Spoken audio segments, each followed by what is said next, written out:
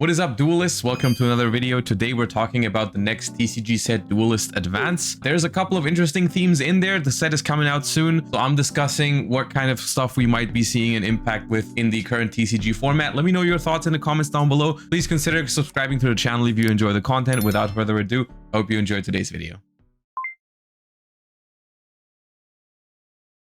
I want to discuss Duelist Advance today because all the cards are now out. All the info on this set is now publicly available. We know rarities and stuff. I don't want to lean in too much about the rarities. I guess we can touch upon it like after, once we discuss like which cards are relevant and which cards aren't. But for the most part, let us just discuss about the meta relevance of this set, because it is the biggest set we're getting until the NAWCQ and the EUWCQ in general Worlds qualifying season. These cards are all legal for those tournaments, and so we're gonna have to see how important they exactly are. And while I do think that it's not the most impactful set of the year, I do think there's still some pretty good stuff in here that I want to take a closer look at and maybe highlight a little bit and also just think about it a little bit. I want to say that this is more of a discussion that I want to have together with you guys rather than just something where I tell you exactly how good everything is going to be, because I haven't played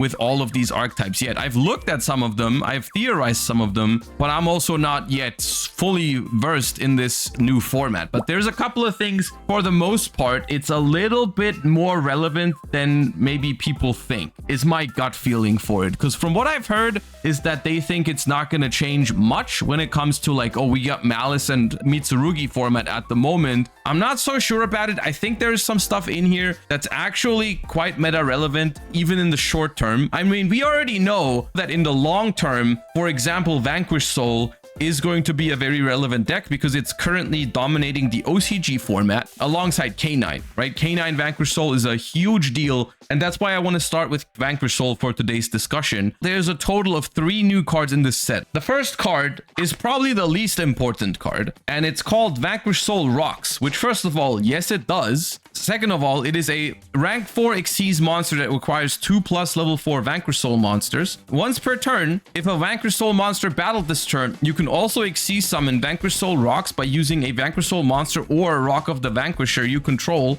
Gains the following effects based on the attributes of its attached materials. Dark, all monsters your opponent controls lose 800. Fire, Vanquish Soul monsters you control gain 1000. Earth, you can detach a material from this card, destroy a card your opponent controls. Now, I think this is the least relevant card in the set for Vanquish Soul. It's just kind of meh. Sometimes useful to make an Xyz on top of Rock of the Vanquisher, but like it's main phase 2 only, and when you're using a dark, that's the problem, right? Like when you're using a dark for it, it basically gains no real bonus. Like your opponent's monsters losing 800 is not really a bonus. The only time where this really makes a huge difference is when you can make it with an Earth. You'd have to overlay a Caesar or a Panthera, I guess, which is okay. The thing is, it can also be a Zeus material. Oh, Holy Sue is also Earth, right? So like after you've battled with a Holy Sue, you can turn it into a rocks and then destroy a card. It's neat. It's the weakest card out of the new set for Vanquish Soul, but I also think that's okay because it's a free extra deck summon, basically, right? Like the only thing that it costs you to play this card is 1 extra deck space. I don't think extra deck is super tight for Vanquish Soul for the most part. At least historically, Vanquish Soul has been a deck that doesn't really care that much about extra deck space, especially before we get the K9 cards, because with the K9 cards you need like a bunch of rank 5s in your extra deck. It reminds me of Typhon a little bit, where yes, Typhon doesn't win every game it comes down. It's not an insane card, but it's a free option in your extra deck. It has like, it's not a break or anything like that. It just takes up 1 extra deck space, and sometimes it comes in handy, and I think this card is very similar to that. But the other two are the much bigger deal. And first up, we've got Vanquish Soul Holy Sue. During the main phase, quick effect, reveal 1 other Vanquish Soul in your hand, special summon this card from your hand. Quick effect, you can activate one of these effects by revealing monsters in your hand with the listed attributes. If you reveal Earth and Dark, you can take control of a monster your opponent controls with the lowest attack, and if you reveal Fire and Dark, you can special summon a non-psychic Vanquish Soul from your deck, which gives you Raisin access, which is huge, or Mad Love. So this basically This does multiple things for Vanquish Soul. In some ways, it's consistency. You can tutor out Madlove or Raisin with it, but like this does two really important things for Vanquish Soul, which were both definitely necessary for the deck. It gives the deck a huge boost to its ceiling. Every single additional Vanquish Soul monster you have increases the ceiling of the deck by so much because you can use all of these effects on your turn and your opponent's turn. Being able to special summon a Vanquish Soul on your own turn and then use one of these two effects on the opponent's turns is huge. Plus, this is basically a hand trap if you draw the right attributes. If you draw this card with a Vanquish Soul monster and you're going second, you can start popping off immediately on your opponent's first turn,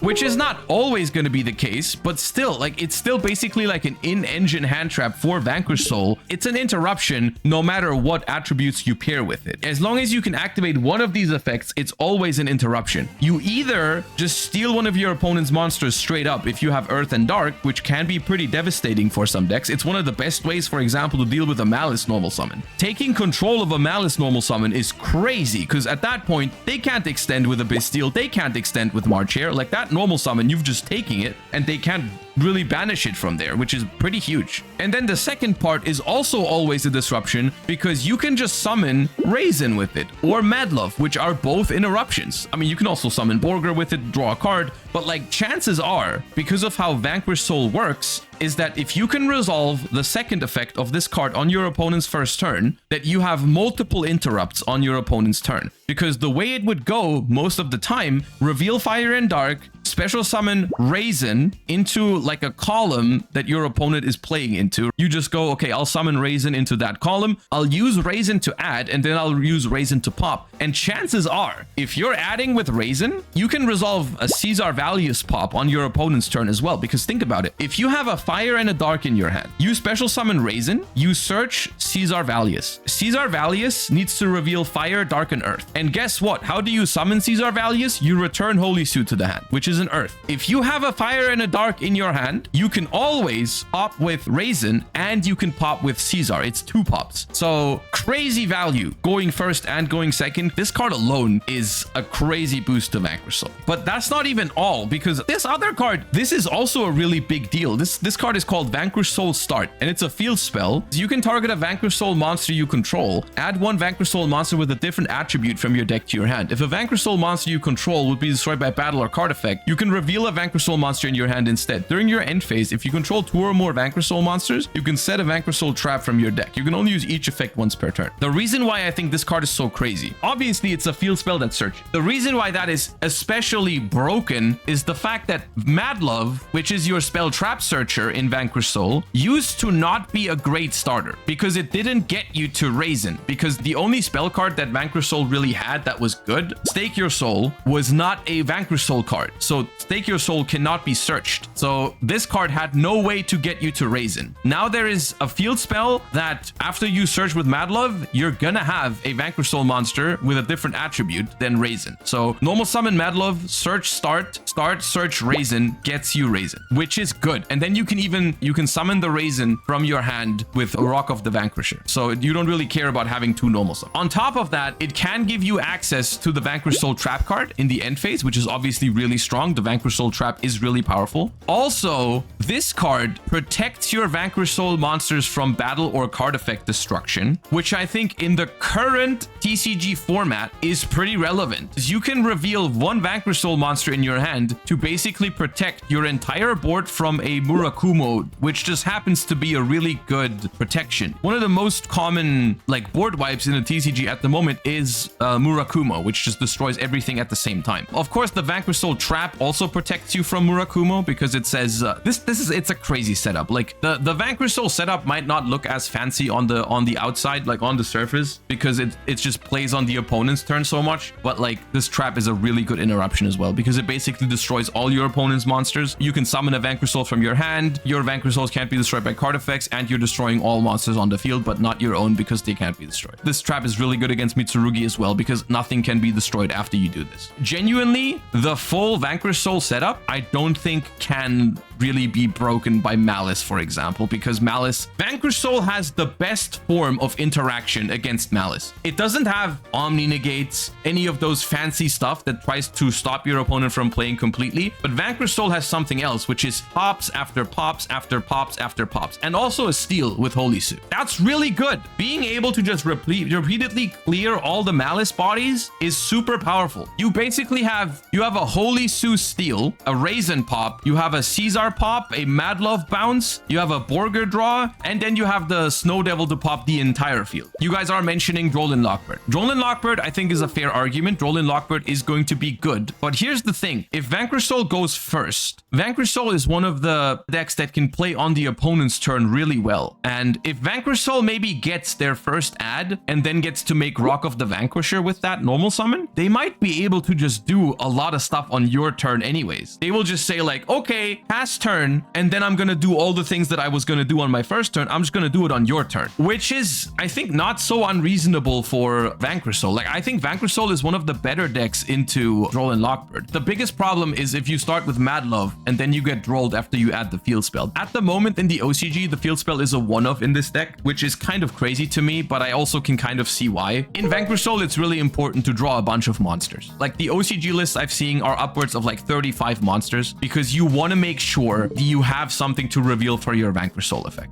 You want to make sure that when you open Holy Sue going second, you have those attributes to go with it. And whenever you are using your cards, you want to make sure that you have like attributes left in your hand that you can reveal for Valius or whatever. And if you can, you want to play hand traps that are also the good attributes for Vanquish Soul. The good attributes for Vanquish Soul are basically Earth, Dark, and Fire. There are some pretty good hand traps at the moment, some pretty good non-engine in those attributes. Like, for example, Ash Blossom, of course. Bystials are dark. Ghost Bell, which is a pretty high value card at the moment for Mitsurugi and Malice. It's pretty decent. There's some other fringe options like Phantasme, for example, which is a really good card in this deck in general because it draws you deeper into the right attributes. It draws you deeper into Holy Sue. The only thing with Phantasme in the current TCG format is that it's like slightly risky to play Shifter. Not Shifter. Shifter is another option, but Phantasme, it's like really good against Malice, but not great against some Mitsurugi variants. You can't really easily do it. You can play DD Crow, which is a solid card. Dimension Shifter, like we talked about earlier, Vanquish Soul doesn't really care about Shifter. Shifter is not that good against the meta decks at the moment, so I don't know how much you're going to want to play Shifter in the main deck. You're definitely going to side deck Shifter in this deck. The only annoying part about Shifter is that the argument of, oh, you can reveal Shifter for your effects is kind of fake, because most of the time Shifter goes into your graveyard immediately.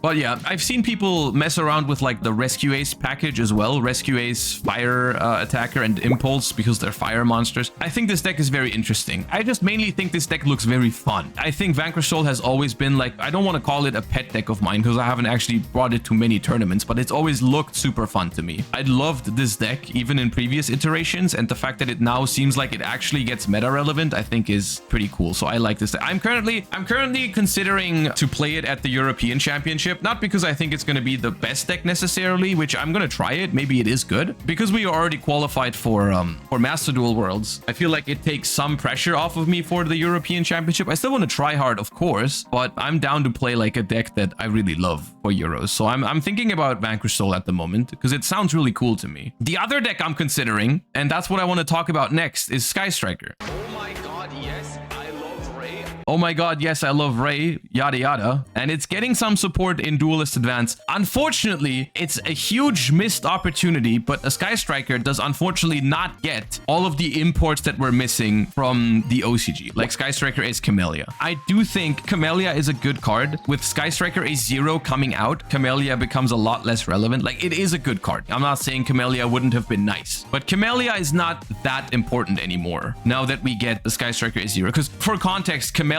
is a Link 2 that allows you to send Engage from your deck to the graveyard. That was obviously really good because you can then send it and then add it back with Kagari, and then you'd have access to Engage. Now that we get Sky Striker, I'm just going to call it Sky Striker Ace 0. I'm not going to say Sky Striker Ace equals 0. This card is very strong for Sky Striker. You can only special summon it once per turn, can't be used as link material. If this card is special summoned, you can add any Sky Striker spell from your deck or graveyard to your hand. And then quick effect, you contribute this card, special summon Ray and Rose from deck or grave, then destroy a card on the field. So really, really good. It lets you add engage on the first turn. It's a link too, but that doesn't matter because it is a Sky Striker Ace monster, so you can just summon it with Ray or linkage. And then it even has a quick effect to disrupt the opponent, right? Like you can just tribute it, summon Ray and Rose, and then pop a card on your opponent's turn, which is really nice. And then the Ray can also tag out on the opponent's turn into something else that slightly disrupts the opponent. Alongside that, we have Sky Striker Special Maneuver Lemniscate, which is a card that I initially didn't rate that highly, but it's actually a lot better than I thought it was in the OCG at the moment. Target an equal number of Sky Striker Ace monsters and Sky Striker spells in your graveyard, shuffle them into the deck, then you can return to the hand up to 1 card on the field for every 3 cards shuffled. If a Sky Striker monster is special summoned to your field while this card's in your grave, you can banish this card immediately after this effect resolves, link summon a Sky Striker Ace monster. You can only use each effect once per turn. Now, this card, when I read it for the first time, I thought it was more like just a new version of Hercules base to give you a way to recycle your stuff that was just slightly better. The more I think about it and the more I see it in action, the more I feel like it is so much more than that, because the recycling almost seems like a secondary effect of this card. This card is just like removal and crazy interaction on the opponent's turn for a couple of reasons. The first reason, and I think this is very subtle, but you might not, I didn't even notice it when I read it for the first time. This is the first Sky Striker quick play spell that does not rely you to have nothing in the main monster zone. You can use this after you anchor take. You can use this later on in the turn. That used to be a thing with Sky Striker where you have like, you can set up 3 Widow Anchors, but if you use one of them to take, you can't use the others. And that's bad. So you always have to use them all at the same time if you want to take with them all, or you have to like not take with one of them, which was always kind of mediocre if you had to do that. You can just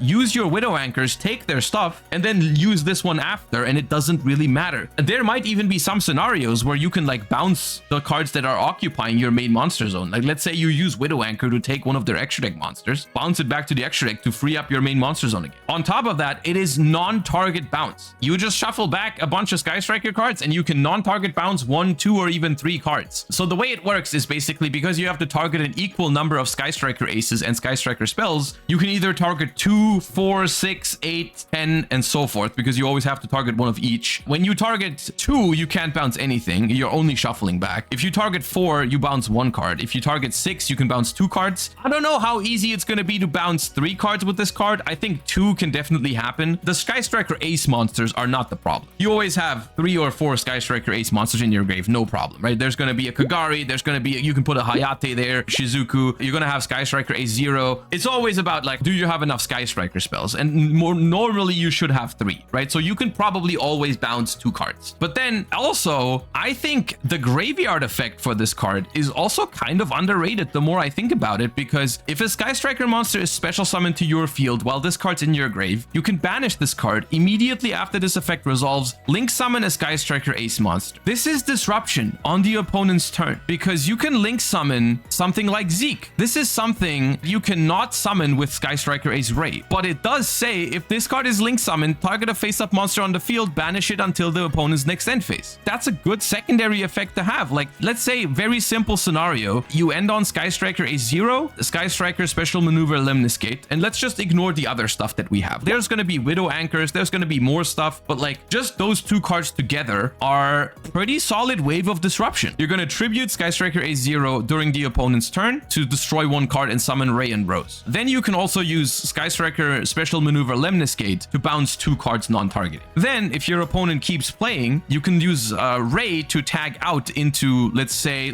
you're tagging out into Kagari to add back follow-up. Because you have special summoned a Sky Striker monster, the Kagari, you can then trigger Lemniscate in the graveyard to link summon a Zeke. So you get the add back from Kagari and you get to banish with Zeke. That's just off of Sky Striker Ace 0 and Lemniscate. And on top of that, you still have your Widow Anchor takes, you have Shark Cannons to mess with their graveyards. It gives Sky Striker so much more end board presence, basically. And I think that's the biggest deal about these cards, is that it makes it possible for Sky Striker to go first again. Because Sky Striker used to be basically a joke when it went first, because you would just be setting up any number of Widow Anchors, basically. Multiple Widow Anchors don't really pair that well together, because if you take with one of them, then you are not gonna be able to use the other ones, right? So I think this is pretty big for Sky Striker. And like, Sky Striker still is going going to be one of the best decks naturally at going second, because you're going to play a lot of power spells in it. The zero will even help you push better into boards because you can add engage after you push into stuff. It also makes Ray a real card again, right? Like starting with Ray these days doesn't even feel that good. Ray alone is just like Shizuku Pass. This makes Ray good because Ray now adds engage. I like these cards a lot, if you couldn't tell.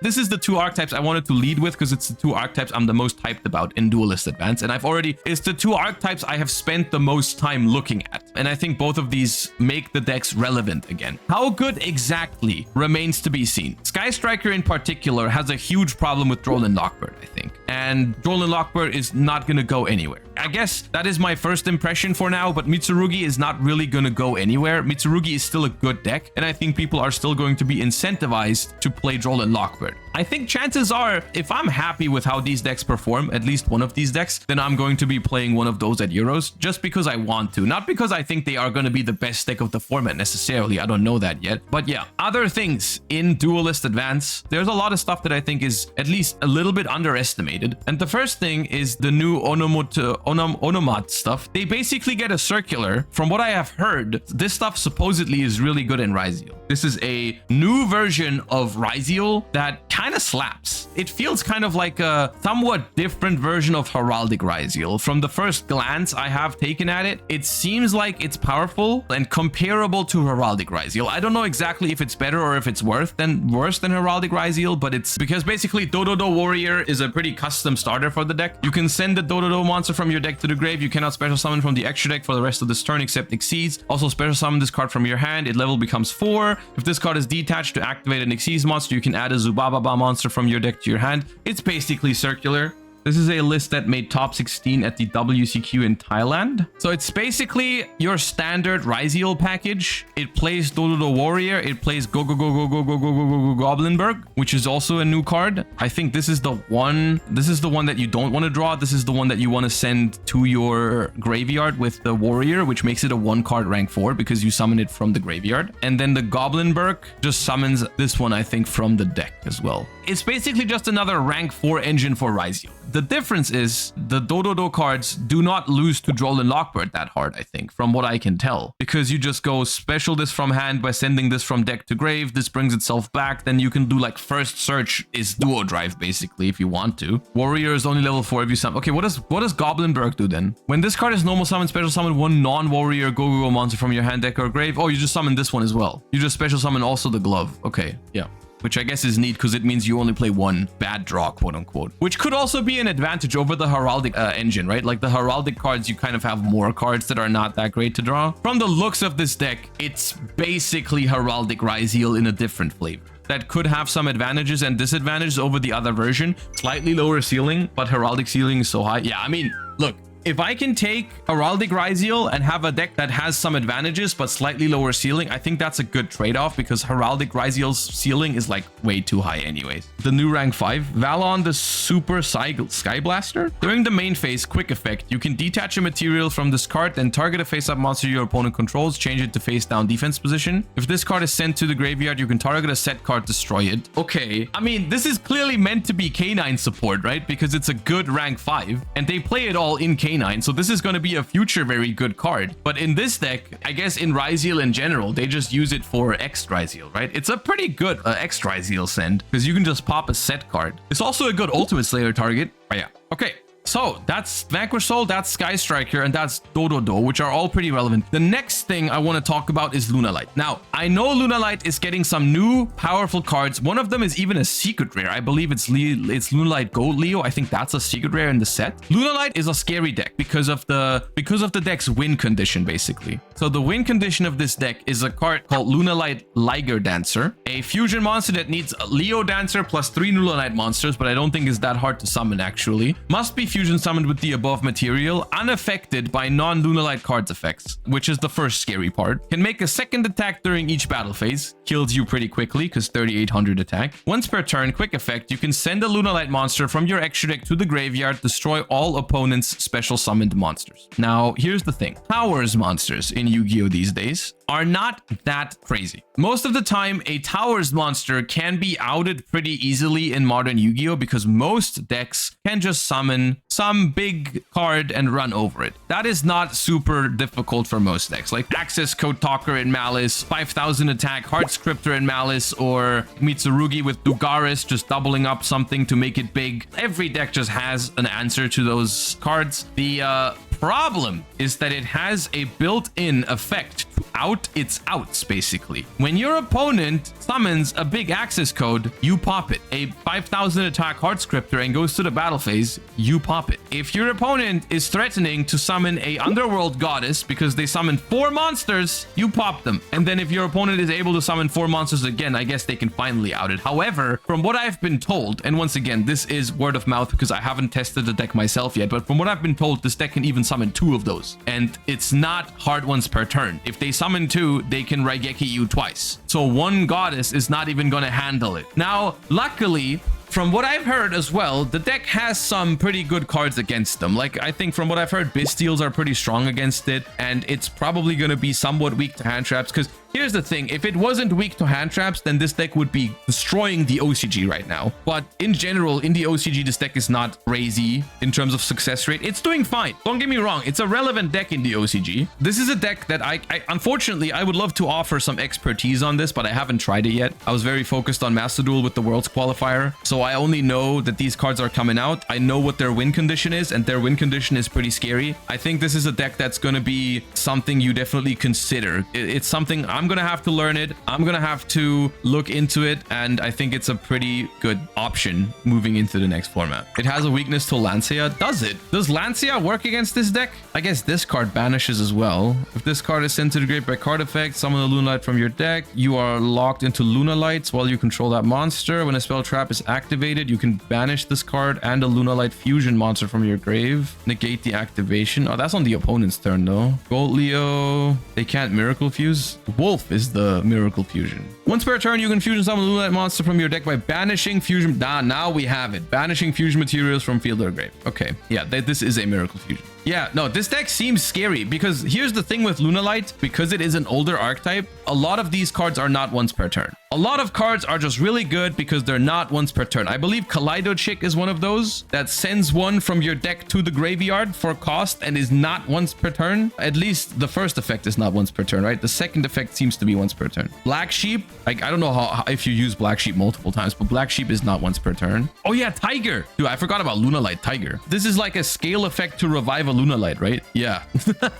This is not hard once per turn. You can like loop it a bunch of times because they have Yellow Martin, which just returns it back to your hand. So you can like revive a bunch of stuff with Tiger as well. Like all I know is that Lunalight has some pretty crazy cards, and now it has a pretty crazy win condition. So that's already like, I personally think Duelist's Advance is not off to a bad start in terms of meta relevance. Like, I feel like people are underestimating the set. Sky Striker, Vanquish Soul, Lunalight, I think all 3 of those look pretty good to me. Then there's a couple of cards in here that are going to be relevant soon. For example, we've already looked at the new rank 5. This card is really good as soon as K9 comes out. Quick effect Book of Moon, basically. I believe there's also a Yummy support card in here. That is the Starham. It's not going to sound as crazy for now, but once we get Yummy, I think this card is pretty good. If this card is Synchro Summon, discard a card, special summon a monster from your grave that was used as a material for this card Synchro Summon, and if you do, it's treated as a tuner. If this card's in your grave, you can discard 2 cards, special summon this card, but banish it when it leaves the field. Pretty good card once Yummy comes out. But yeah, other archetypes that, here's the thing. I think after this, now we're going to be talking about some archetypes that I personally believe that it's more likely that they're going to end up in like tier 2 territory or lower for now. For example, the new Nouvelle support. As much as I kind of think Nouvelle is a cute archetype, it was a fun deck when I played it in one of those Master Duel trials or events. I don't remember exactly what it was, but I remember reading it and feeling like it was pretty good support for the deck. It's just that Nouvelle is a complicated deck, and I simply haven't looked at it enough to tell you if this is actually good or not. So for now, I think just like be aware that it's coming out. The new cards are not bad. Personally, just didn't feel like they were good enough to actually make it meta. So it's like one of those instances where the cards are good, but they're not gonna make the deck good enough, I think.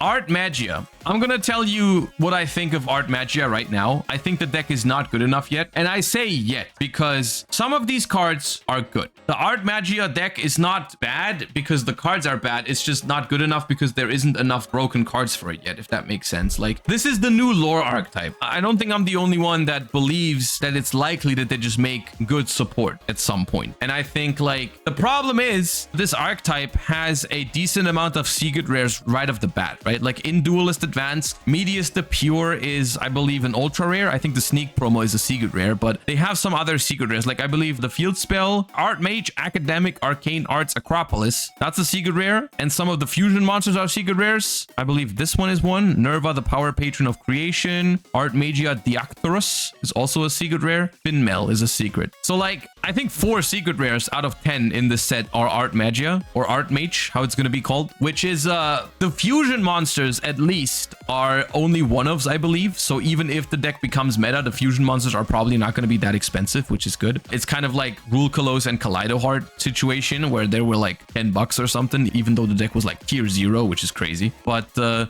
Field Spell is like the big one, right? The Field Spell is like the one where right as the set comes out, you don't really need to pick up the Field Spell because the deck isn't good yet. However, if you wait until the deck is actually good, that Field Spell, if it actually becomes a good deck, the Field Spell is going to go crazy because it's a 3-of. You kind of have to make a guess on whether they will make this deck good or not. If they do make it good, then you'd be better off picking the Field Spell up early. But there's also a chance that because everyone thinks they're going to make it a good deck, the Field Spell is going to be overpriced at the start. And then if they don't make it good, it's going to be a bad investment. I don't know. I hate moments like this, and I don't like to look at Yu-Gi-Oh! In like the form of investing. It's just annoying to me, but yeah, it is what it is. We're running thin, I think, now on stuff that's actually meta relevant. We've talked about the most exciting stuff already. The new Primite stuff is interesting. Primite is getting a fusion monster and a fusion spell. Primite Dragon Nether Berzelius requires a Primite monster and a normal monster. Gains 1,000 attack for each normal monster used for its fusion summon. Negate the activated effects of monsters your opponent controls whose level, rank, link rating is less than or equal to the number of normal monsters in your field and or grave. If this card is sent from the field to the graveyard, you can special summon a normal monster from your deck in defense position. In Primite Fusion, fusion summon a dragon fusion from your extra deck by shuffling its materials from your field, graveyard, and or banishment into the deck, including a normal monster. You can banish this card from your graveyard, add one level 5 or higher Primate monster from your deck or graveyard to your hand. You can only use each effect of Primite Fusion once per turn. Now, when I saw these cards for the first time a while ago, I didn't think that much of them. I find it weird that like the fusion spell shuffles back normal monsters from your graveyard. You want them in the graveyard for your Primite stuff. You don't want to shuffle away your Ether Barrel and your normal monster, basically, because that ruins all your follow-up and ruins a bunch of your other effects and all that. It's kind of weird. Now, it is worth mentioning that at the moment, they seem to have more applications than you might think. Because, for example, it just happens that because of those cards, Primite is a starter now for Yummy. Because what you do, you normal summon Ether Barrel, you set Lordly Load, you Lordly Load add Primite Fusion, then you use Ether Barrel effect to send a vanilla from your deck to the graveyard, Primite Fusion to summon Nether Berzelius, and then you link Nether Berzelius into, I think it's Gravity Controller, and then when this card is sent from the field to the graveyard, you special summon the normal monster that's now back in your deck, you summon it to the field, and then you have the link 1 plus the normal monster, which is, I think they use a level 1, which makes the Yummy thingy. They use Vanilla. So there seems to be more applications with these cards than I assumed was there at first glance. To me, the most fun part about Primite Fusion is that it promotes Primite Imperial Dragon, which in my opinion is the most fun Primite card. Like, I think Drill Beam is the most powerful one, but like Drill Beam is also kind of boring, just negate card. Imperial Dragon, because you can now search it with the fusion spell, I think is pretty cool, which I'm excited to experiment with it at some point. Then, I don't know, the new Psychics, I didn't feel like were that good. The new Monarchs. What are we thinking, chat? How good do you think the new Monarchs are? I don't want to underestimate it just because it's just my first impression, but I personally don't think they're that good.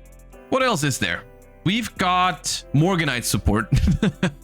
Dude, okay. Morgana, the Witch of Eyes. This card is always treated as a Morganite card. When an opponent's monster declares an attack, you can banish a Morganite spell from your grave, negate that attack. You can only use the following effect once per turn. If this card's normal or special, you can add a Morganite spell from your deck to your hand. If you have 3 or more Morganite spells with different names in your grave or banishment, you can make the attack of all face-up monster your opponent controls 0. Guilt-Gripping Morganite. You cannot activate monster effects in the hand. You can normal summon level 5 or higher without tributing. You do not pay life points to activate spell traps. You can banish this card from your grave, reveal a Morganite card in your hand, place the revealed card in the bottom of the deck, and draw 1 card. I've thought about these in the past. I still think, and I will die on this hill, I think Guilt-Gripping Morganite is a bad card. I don't think this card is going to see play. Even in stun decks, I think this card is way too win more. You're not going to build a stun deck with Vanity's Fiend and stuff like that just because you can play Guilt-Gripping Morganite. You're not trying to turn a stun deck into a combo deck. I think it doesn't matter what Floodgate you normal summon. I think you can just normal summon a barrier statue and set a trap. I think Morgana, the Witch of Eyes, is a relevant card simply because I hate to break it to you. Actually, no, I don't hate to break it to you. I like breaking it to you. Time Tearing Morganite is still, to this day, basically the only good Morganite card. This is the one that wins games. This is the one that you stun your opponent or you slow the game down, you draw 2 cards every turn. This is good. This is a strong card in certain strategies. I don't like those strategies, and the ability to search this card is decent. This takes your normal summon, which is not great, but it searches a card that gives you a second normal summon, so it doesn't matter. It does make stun super vulnerable to Imperm Veiler and Ash Blossom. It's pretty awful. So I don't know if you're gonna do that. Now, of course, you can play this in any deck that Morganite is good in. I could see trying this in Paleo. You know, it's a level 4 that triggers on special summon, so you can hit it with Reasoning if they call 2 or 1. It's neat. I like it. I think also Morganite is not that important for stun. I think you guys are overestimating the importance of Morganite for a stun deck. But there's been a lot of stun decks that just played no Morganites or 1 or 2 and were completely fine off of it because the main way stun wins is by stunning the opponent, not by drawing 2 cards every turn. It's like a side thingy. The more I think about it, the more I'm like indifferent about these new cards because I don't think they are that relevant. I don't believe in the combo stun deck with like Guilt-Gripping Morganite on top and then you summon Vanity's Fiend and Majesty's Fiend.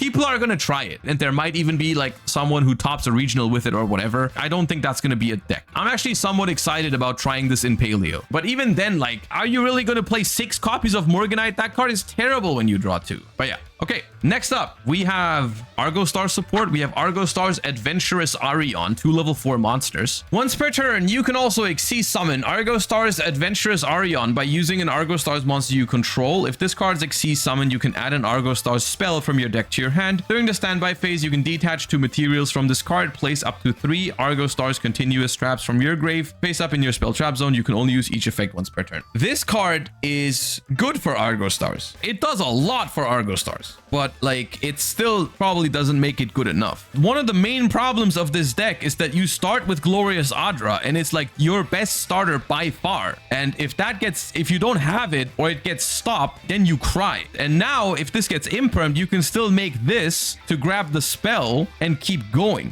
which is good. And also in theory, you could make the deck more consistent now by just playing. I don't know if you want to do this, but you could play more copies of Fierce Parth, and this technically is now also somewhat a starter because you can just normal summon this and then make this on top. It gives you a way to snowball the game later if you do this. But it's like nowhere close the amount of support that Argo Stars needs. If you ask me what Argo Stars needs, it needs more ways to quickly place those trap cards into your spell trap zone from the deck to just make it faster. They need something like that. This card is not that, so it's not going to make Argo Stars meta, but it's still a good card. And I think that's, for the most part, that's Duelist Advance. Oh no, there's one more card I absolutely love in this set. Where is it? I'm going to build around it. Trapaholic. I love Trapaholic, dude. This card is custom for me. This is a card that maybe like 1% of the Yu-Gi-Oh community is going to care about, but this card is good, man. Target a spell trap you control, destroy it, then set 1 normal trap from your deck except Trapaholic. It can be activated this turn while you have 3 or more traps in your grave. You can only activate it 1 Trapaholic per turn. This is so good in trap decks. The way you're supposed to use it is you activate a trap and then you chain Trapaholic on that trap. So you're not actually destroying one of your set cards. You're just like destroying a card you just activated. You get a normal trap from your deck, which you can basically always use in a trap deck, you have this in the graveyard, you have the one you destroyed in the graveyard, so all you need is one extra trap. It's like a trap trick, but better, which is great. The reason why this card is even better than trap trick is because it doesn't lock you out of traps for the rest of the turn. Have you ever thought about how frustrating that is? Trap trick is at its worst when you're playing a trap deck, because when you're playing trap trick in a different deck that's not a trap deck, just to set your stupid D barrier or different dimension ground or whatever, you don't have a drawback. But when you're playing a trap deck, the drawback fucks you over. If you ever want to use it first action, it's so bad. If your opponent does something that's like really weak into one trap in your deck and you could just get it right now and mess them up, but then you're locked out of your own deck for the rest of the turn. The thing is, there's still some balancing to it because you still can't start with it, because if it's the first thing you do, you still only have 2 traps in the grave. You still need a third one before you can do it. This card's wonderful. Also, it lets you pop your own transaction rollback, which is huge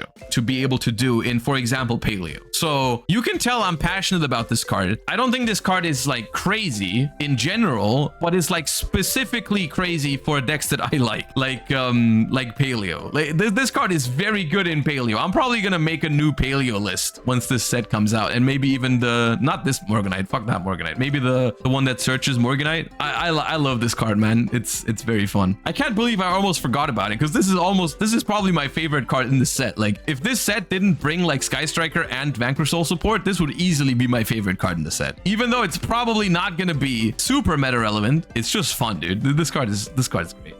Is there anything else? Oh, this thing. Gorgon of Zilophthonia. When it was announced a while ago, I feel like it kind of divided. People couldn't really decide on whether they liked this card or not. I, for example, thought this card wasn't that crazy, but then there was other people saying like, this card is going to go crazy at some point for sure. It is a Link 3 that points upwards. You cannot summon or set monsters to a zone this card points to. Monsters this card points to cannot attack. Their activated effects are negated. Gains attack equal to the total original attack of the monsters it points to. Cannot be destroyed by battle or monster effects while it points to no monsters. There's 2 uses to this card, I think. One use is going second. When you get to do a Link 3 going second at some point, you can just summon this to an extra monster zone to like lock a lot of your opponent's monsters effects that they haven't used yet. The problem is like, will they really let you do that? Chances are, to get to a Link 3, you probably give them some opportunities to use those effects, but okay. I think the more relevant uses for this card is going first. You can do a couple of things with this. IP Masquerena is pretty good with this card. If you think about the field layout, if your opponent does not have one of the extra monster zones yet, with IP Masquerena can cover all 5 of their main monster zones. You can basically respond to anything and negate a zone. You know, that's a thing, right? And then it's also like, I think it's like surprisingly difficult or annoying to out, right? Because the monsters that point to this card cannot attack it, but if you summon nothing into the zone it points to, then it just can't be destroyed by battles or monster effects, right? So it's like a little annoying to deal with. The other use case is you can do stuff with like a Bow, a Q, for example, because it is a dark monster, where you bring this back from your graveyard, which means that it'll go into the main monster zone, which means that if you put it in the center main monster zone, it points to both extra monster zones for the opponent, which could potentially make it really annoying for certain decks to play. And you can't attack it before Link summoning because it can't be destroyed by battle while it points to nothing, right? It's interesting. However, there's a few issues I have with that. First of all, I do think while it's annoying to deal with, there is always ways to deal with it. Like, it's kind of a well-designed card in that matter where, of course, behind this is a floodgate, but still, I feel like the floodgate has outplay potential. So it's like, okay, I can't think of a deck that just can't beat this. Maybe it negates a card. Maybe it stops one thing from happening. Maybe you have to go out of your way to beat it, but like you can always, I feel like you can always handle it. The other thing, the problem is the competition for IP Masquerena targets is crazy. SP Little Knight.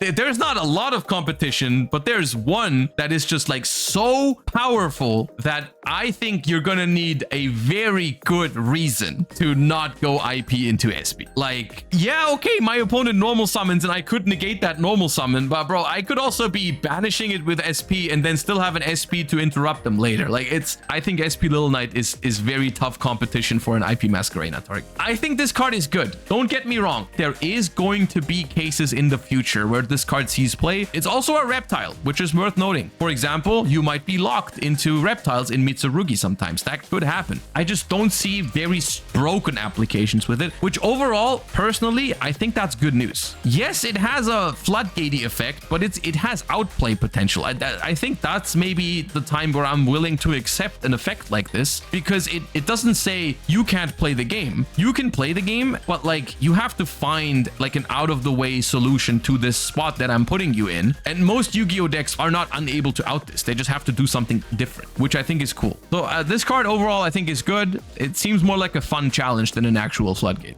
So yeah. Overall, I like Duelist Advance. Not every set has to bring like 5 new broken decks into the game that completely overhaul the entire metagame, but I think this set has a bunch of interesting cards. I like the Vanquish Soul support. I like the Sky Striker support. I think the Lunalight support is not my favorite type of deck. It is strong. There's some other stuff that's worth messing around with. I love Crapaholic. Overall, I'm a fan of Duelist Advance. I like that it doesn't introduce like a new tier 0 deck or anything like that. I like that you're not forced to spend like infinite money on this set. It has value without being without forcing anybody to spend $300 to just play a deck. I think I'm looking forward to this set. I think it's cool. I think it gives us not like a much needed shakeup. I still don't think the current TCG format is bad. I know some people hate it because it's a Droll and Lockbird format. I think that's valid, but I don't hate the current TCG format. I think a little bit of a shakeup though is cool, especially because, and this is where it's more like a personal thing. It's not like objective, but like I just like some of these decks that are coming out here. Like I enjoy the idea of being able to play Vanquish Soul and Sky Striker and so on and so forth. Like those are just like, to me, those are cool decks. I like the stuff that's in here, so I like the set.